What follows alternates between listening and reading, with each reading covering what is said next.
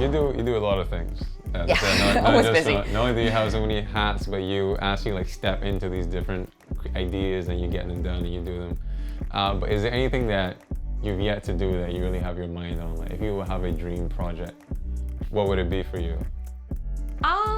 Definitely at this time, I'm gonna be very honest, I feel sometimes I do so much work for like other projects and clients and such, I don't often leave enough time for myself or for my own projects, but I want to definitely work on that. I want to get back into some other crafts I never really got back into as much. For example, like embroidery. I love embroidery. Yeah. So I want to eventually get back into embroidery, and I definitely like to keep expanding Barbadianista and maybe working with people who are also interested and passionate about spreading the word about Barbados and things to do in Barbados. Yeah, it's like always evolving, always growing. Yes. You never stop. I try not to. Yeah. So as an entrepreneur and an artist, how do you find that being an entrepreneur has helped the growth of your art? Well, the thing is, okay, when you're an entrepreneur, of course, first thing is that you're working for yourself. But is that it also allows you the freedoms you might want to experiment with something you would not have thought of or dare to try, that, you know, when you're working with somebody else. You might have more say in your projects, whereas if you have a client, so why don't we try A instead of just B? Instead of, you know, just going with what your boss dictates you to do. Yeah. So I definitely think that you would get a little more like maybe creative freedom or creative say in terms of being an entrepreneur. Yeah. So looking to the future of Barbadianista, what do you see like looking for? What do you want your blog to be? Okay, well, I definitely want to have a website or a blog so I can actually share my content on other platforms instead of just Facebook and Instagram. So I'm already working on that, doing some research on that. I definitely want to keep working with local brands and maybe some other, you know, regional or international brands, or anybody that's just interested in, you know, sharing, you know, Caribbean and Barbadian pride. So you're telling them to give you a holler? Oh, definitely, if definitely. They want to, for sure. So like since the years that you've been working, how many years has it been now? 3 years. It was July 8th, 2018 that I started it. Yeah. So since the 3 years that you've been working, what has been the most memorable moment that you can point to? I would think it's the readership I get. I would say readership. For example, I did a post where I just said, "Oh, out of curiosity, leave your flag in the comments. Like, where are you reading my posts from?" And I got people from as far as Germany, Austria, Canada.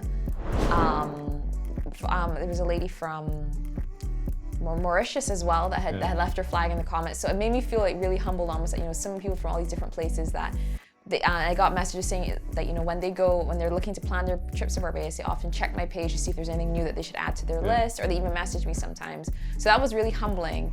That people from so far, like, they go and looked at my page as somewhere to get ideas for what to do and where to go. So I think that was really nice. Yeah. That was really nice. So it's good to have like your engagement. Yeah. Is that thing that really. Yeah, and of course I have my Caribbean followers as well from Guyana, St. Lucia, Trinidad, Grenada. So that was really nice as well. Yeah. That, you know, they also check to see what's happening in Barbados as well. Yeah. So the name like Barbadianista had been like mashing me up throughout most of this interview because I can't fight the urge to say it in Spanish. It does sound like it could be a Spanish word, like Barbadianista, but when I came up with it, I wanted a name that was inherently Bajan, and I wanted something that was different. So I said, okay, well, maybe I can try. Everybody uses Bajan. Everybody uses the short-term Bajan. Maybe if I use the long word Barbadian, and then I mashed it up with the word fashionista. I am not a fashionista. I do not consider myself a fashionista, but I thought that would be a nice word. So I added the nista from fashionista to Barbadian, created Barbadianista, and then I said that the ista on the end would give it like a nice, friendly, open, almost like a feminine touch to it. So you know, like it was a girl that would be running it. Yeah. So yeah, that's how the name came about. But I do know the name pronunciation is a bit tricky at times. Yeah, it is a bit, but I mean it's a lovely name, lovely brand, and you really outdone yourself. Thank you, appreciate it. And everything to do there. I would say, where can people find you on socials? Okay, well the same Barbadianista, which is Barbadian and then IST on the end. You can find me on Facebook and Instagram. Hopefully a website as well soon. Yeah. All right, well there you go. Carla Bellot, Barbadianista. Follow her for all your lifestyle, for your art, for your crafts, for all the many things that she can do. Like it never ends. Thank you. Go follow her right now on Instagram, on all her other socials. and we'll check you back again on Zeitgeist.